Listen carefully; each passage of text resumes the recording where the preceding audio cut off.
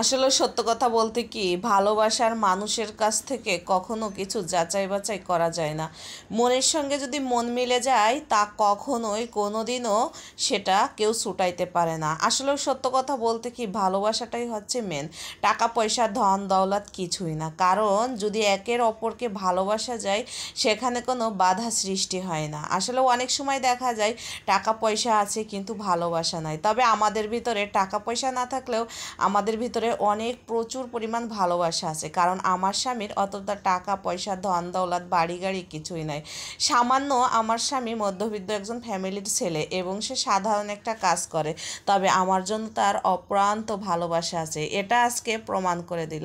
আজকে ছিল আমার জীবনের বিশেষ একটা দিন, কারণ এই দিনটার অপেক্ষায় সমস্ত ছেলেমেয়েরা পরিপূর্ণ বয়সে তারা একটা স্বপ্ন দেখে, তাই আমি আমার হাজবেন্ডও দেখেছিলাম। সেটা কয়েক বছর পরে আমাদের জীবনে নতুন জীবন শুরু হয়। তবে সেই দিনের আজকে হচ্ছে বিশেষ একটা দিন, কারণ আমি মনে করি, কারণ এই দিনটার অপেক্ষায় সমস্ত মানুষই থাকে, কিন্তু এই দিনটা না কেউ কখনো ভুলতে পারে না। আমি তো কখনো ভুলবো না, আর আমার স্বামীও মনে হয় ভুলবে না, কারণ আমরা একজন আরেকজনকে প্রচুর পরিমাণ ভালোবাসি। আসলে হয়তো বা মানুষের সামনে আমাদের ভালোবাসা দেখাই না, কিন্তু আমাদের ভিতরে ভিতরে একজন আরেকজনের জন্য অনেক ভালোবাসা। অনেকে আছে আধিক্যতা করে মানুষকে দেখায় ভালোবাসা করায়, কিন্তু আমাদের ভিতরে সেই জিনিসটা নাই। আমি চাই আমার স্বামী চার দেওয়ালের মাঝেই ভালোবাসাটা যেন আগলে রাখে, আর তার মনের ভিতর যে ভালোবাসাটা তৈরি আছে এই ভালোবাসাটা যেন সারাটা জীবন এহকালে পরকালে একসঙ্গেই জীবনযাপন করতে পারি। আসলে কয়েকটা বছর আমাদের জীবন থেকে চলে গেছে, এর ভিতরে হাসি খুশি কত মারামারি হানাহানি কত কিছু ঘটে গেছে, তবে কখনো কোনোদিনও একজন আরেকজনকে ছেড়ে যায়নি। তবে ভালোবাসার ভিতর একজনকে ছাড় দিতে হয়। অনেক সময় আছে আমি আমার স্বামীকে ছাড় দিছি, আমার স্বামীও আমাকে ছাড় দিছে। যাই হোক, আমাদের বিবাহবার্ষিক আজকে, তো আমি আমার স্বামী সবচেয়ে বড় খুলনা বড় রেস্টুরেন্টে আমাকে নিয়ে আসলো। যাই হোক, আজকে রাত বাজে প্রায় 12টা। এখন আমার স্বামী আমাকে বলতেছে তুমি রেডি হও। আমি বললাম এত রাত্রে আমাকে নিয়ে কোথায় যাওয়া? আমার স্বামী বলল তুমি কি আজকের দিন ভুলে গেছো? আমি বলি না ভুলিনি। কি আজকে কি? আমার স্বামী আমি তারপরও আমি একটু আমার স্বামীর সাথে আধিক্যতা করছি জেনেও।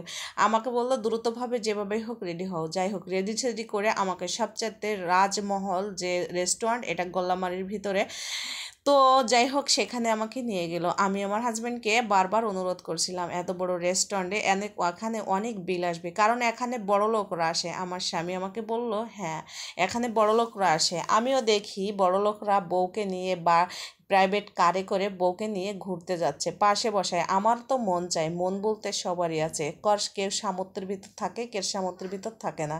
তবে আমি তোমার এই দিনটাকে সারপ্রাইজ দেওয়ার জন্য বছরে তিল তিল করে টাকা জমিয়ে রাখছি, তাই সেই টাকা দিয়ে আমি আমার বউকে নিয়ে আজকে রেস্টুরেন্টে আসছি। কোনো সমস্যা? আমি বারবার করে বলছিলাম না দেখো যেও না, কারণ এখানে বিল হবে, এখানে বিল অনেক টাকা বিল হবে, কারণ এত টাকা আমাদের নেই। তারপরে আমার স্বামী কোনো কথাই শুনছিল না, কিন্তু আমাকে নিয়ে সে নাকি বড়। এটাই আমার অনেক খুশি লাগছে যে আজকে আমার জন্য সে এতটা ভাবছে। কয়জন ভাবে? আসলে টাকা পয়সা থাকলে সুখ ভালোবাসা হয় না।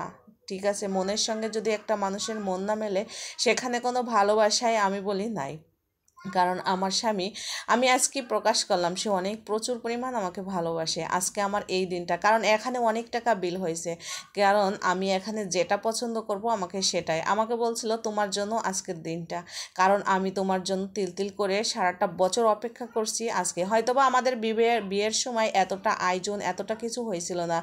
গ্রামের বাড়িতে বিয়ে শাদী হয়েছিল, তবে গ্রামের হিসাবে মোটামুটি ভালোই হয়েছিল, কিন্তু আমার স্বামীর আমার মনে মনে আমরা মোবাইলে অনেক কিছু দেখি, মানুষের অনেক আনুষ্ঠানিকভাবে বিয়ে হয় অনেক কিছু, কিন্তু আমাদের মনে স্বপ্ন, স্বপ্ন তো স্বপ্নই, স্বপ্ন থাকতেই পারে। তাই আমার স্বামী আমাকে আস্তে আস্তে বলে হ্যাঁ তোমার আশাগুলো সমস্ত জিনিস পূরণ করব। বিয়ের পরে অনেক জীবনে অনেক কষ্ট করছি, কারণ এমনও আছে বছরে 2টা 3টা 3 পিস পরেও পার করে দিছি, কারণ এতটা বিলাসিতা ছিল না।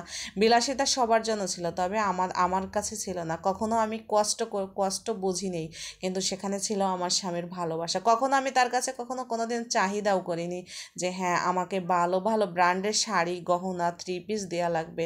কখনোই না। একটা বালিশে দুইজনে ঘুমাইছি, একটা বিছনায় একটা চারপায়া খাটের পরও দুইজন ঘুমাইছি। এমন আছে যে সপ্তাহে একদিন গোশ মাছ কিছুই চোখে দেখি নেই, ডাল ভাত খাইয়ে জীবনযাপন করেছি। তবে কখনো কেউ লোক জানতেও পারে না, এমনকি নিজের মা বাবাকেও কোনো দিন জানায়নি। কারণ সেখানে ছিল আমার স্বামীর ভালোবাসা। কারণ আমার স্বামী একদিন বলছে, হ্যাঁ একদিন দেখবা তোমার এতটাই সুখ আসবে আর এতটাই তোমার ব্র্যান্ডের জিনিসপত্র পাবা তোমার কল্পনারও বাইরে। হ্যাঁ সেটাই আজ আমার স্বপ্নগুলো পূরণ হয়েছে। আমি যদি ইচ্ছা করে বলি যে হ্যাঁ আমি অনেক দামি দামি ব্র্যান্ডের কোনো জিনিস নেব, সেটাই আমার হয়, কিন্তু কখনোই আমি সেই দিন কষ্ট করিনি। তবে একদিন মানুষের সুখ আসে, একদিন মানুষের দুঃখ আসে। আমার বিয়ের পরে আমি অনেক কষ্ট করেছি, কিন্তু আজকে আমার সুখের কোনো শেষ নাই।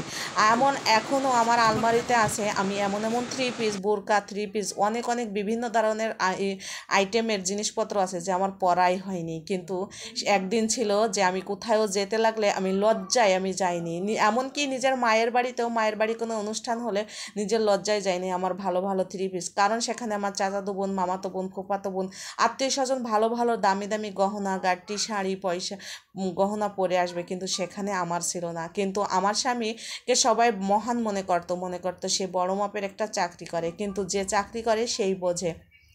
কারণ তার মা বাবা ছিল, ভাই বোন ছিল, আত্মীয় স্বজন ছিল, তার ভিতরে আবার আমাকে বিয়ে করে আনছে। একটা বউকে রাখা, 3 বেলা একটা মানুষকে লবণ ভাত দিয়ে খাওয়ালেও কিন্তু একটা পুরুষের অনেক কষ্ট। কারণ সেই সময় কয় টাকা বেতন ছিল, আলহামদুলিল্লাহ এখন মাশাল্লাহ আমার স্বামীরও বেতন বাড়ছে এবং আমাদের সংসারে আয় উন্নতিও হয়েছে। তবে সেইখানে আমার অবদান ছিল, কারণ আমি কখনো আমার স্বামীর উপরে জুলুম করিনি। কারণ সেখানে আমি কোনো জোর জুলুম করিনি, চাহিদা করিনি, কারণ সেখানে ছিল আমাদের ভালোবাসা। একদিন আমার স্বামী আমার হাত ধরে বলছিল, হ্যাঁ এমন একদিন তোমাকে আসবে যে তুমি কতগুলা থ্রি পিস কতগুলা শাড়ি গহনা নিবা সেটা তোমার হিসাবও নাই। কিন্তু আজকে আমাদের জীবন খুবই ভালো। সবাই আমার দাম্পত্য জীবনের জন্য দোয়া করবেন। সবাই ভালো থাকবেন, সুস্থ থাকবেন। আল্লাহ হাফেজ, আসসালামু আলাইকুম।